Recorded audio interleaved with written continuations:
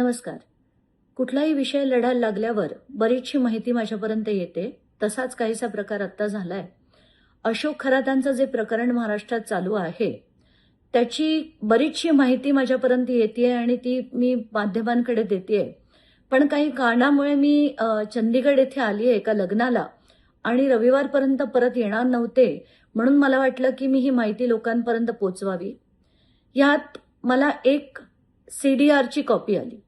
ती व्हॉट्सॲपवर माझ्याकडे ज्यांनी पाठवली त्यांना मी ओळखत नाही आणि त्या आत्ताच्या घटकेला माझ्याकडे जेव्हा ती माहिती आली तेव्हा तात्काळ मी ती DG महाराष्ट्र मुख्यमंत्र्यांना दिली आणि SITच्या तेजस्वी सातपुते यांच्याकडे परवाच पाठवली.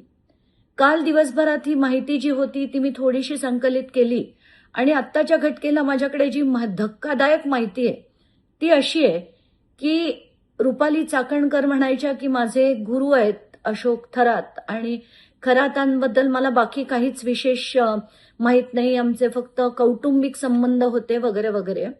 तर आत्ताच्या घटकेला ही जी माहिती येते ती अतिशय शॉकिंग आहे. रुपाली चाकणकर यांचे एकूण 177 कॉल्स हे अशोक खरातांना झाले.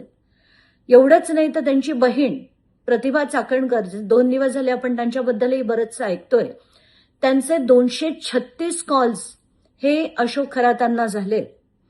पण आता मी जे नाव घेणार आहे त्यांचे नुसतेच आपण फोटो बघितले होते आणि व्हिडिओज बघितले होते. पण आत्ताचे महाराष्ट्राचे उपमुख्यमंत्री एकनाथ शिंदे यांचे तब्बल 17 कॉल्स हे अशोक खरातांना नॉर्मल सेलफोनवरनं झाले होते.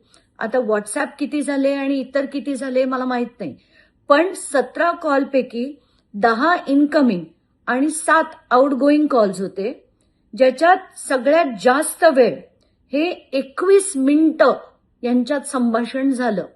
आता ही सगळी माहिती मी ॲज अ रिस्पॉन्सिबल सिटिझन आधी यंत्रणांना दिली आणि मला असं वाटलं की कसं असतं SIT अहवाल हे सगळे नेहमीच काढले जातात पण खरी माहिती जनतेपुढे येत नाही, म्हणून जनतेच्या दरबारात ही मी माहिती ठेवण्यासाठी मी ठेवते.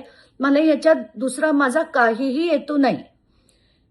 तर आत्ताच्या घटकेला जर महाराष्ट्राचे उपमुख्यमंत्री एकनाथ शिंदे हे जर अशा व्यक्तीला 17 त्यांचे कॉल झालेत तर हे कशासाठी झालेत ह्याचं उत्तर एकनाथ शिंदेनी देणं गरजेचं आहे. चंद्रकांत पाटील जे भाजपचे पूर्व मंत्री होते त्यांचे 8 कॉल्स आहेत. सुनील तटकरे यांचे 8 कॉल्स आहेत आणि आशिष शेलार यांचा देखील 1 कॉल आहे. आता हे मी नॉर्मल कॉलबद्दल बोलतेय, याच्यात व्हॉट्सॲप कॉल्सचा काहीही उल्लेख नाहीये कारण त्याची माहिती आपल्याला मिळू शकत नाही. तर हे नॉर्मल कॉल जर एवढे केले असतील तर व्हॉट्सॲपही किती झाले असतील याची तर कल्पना पण करवत नाही. मग मी काय केलं की याच्यात सगळ्यात जास्त वेळ कोण बोललं. आता ते जे CDR आलं त्याच्यात अमुक अमुक मॅपिंग असते, समरी असते, मॅक्सिमम ड्युरेशन म्हणजे सगळ्यात जास्त वेळ कोण बोललं याची देखील माहिती असते. तर आत्ताच्या घटकेला पहिलं नाव आहे तृप्ती खरातांचं, जे आपण समजू शकतो की बाबा कुटुंबातल्या लोकांशी जास्त बोलणं होत असेल. दुसऱ्या नंबरवर रुपाली चाकणकर आहेत, दुसऱ्या नंबरवर, आणि 33,727 सेकंड या रुपाली चाकणकर खरातांशी बोलल्या होत्या. तर मला तेच वाटतंय की आत्ताच्या घटकेला यांना अटक होऊन यांची पूर्ण चौकशी, पहिलं तर यांच्यावर FIR झाला पाहिजे, यांना अटक झाली पाहिजे आणि यांच्यावर चौकशीनंतर कारवाई झाली पाहिजे.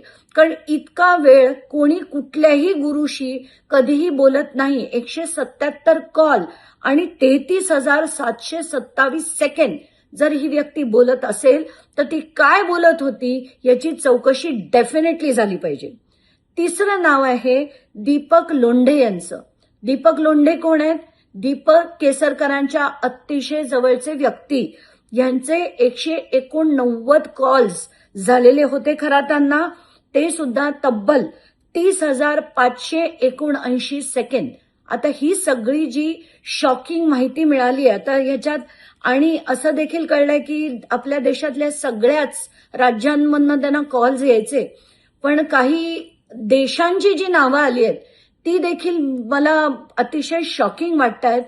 त्यांना कतारमधनं, UAE मधनं, ऑस्ट्रेलियामधनं, US व्हर्जिन आयलँड्समधनं, ओमानमधनं, क्रिसमस आयलँड म्हणजे ऑस्ट्रेलियामध्ये क्रिसमस आयलँड हा प्रकार आहे, तिथून सुद्धा यांना खरातांना फोन कॉल्स यायचे. ही सगळी माहिती मी SIT कडे देखील दिलेली आहे आणि याच्यावर पूर्ण चौकशी ही झाली पाहिजे. माझ्याकडे जी जी माहिती येईल ती मी आधी यंत्रणेंना देईन, त्याच्यावर तपास करण्याचे त्यांना विनंती करेन आणि सगळी माहिती लोकांच्या न्यायालयात येण्याची गरज आहे असं मला वाटतं आणि ते आणण्याचं काम मी नक्कीच करेन.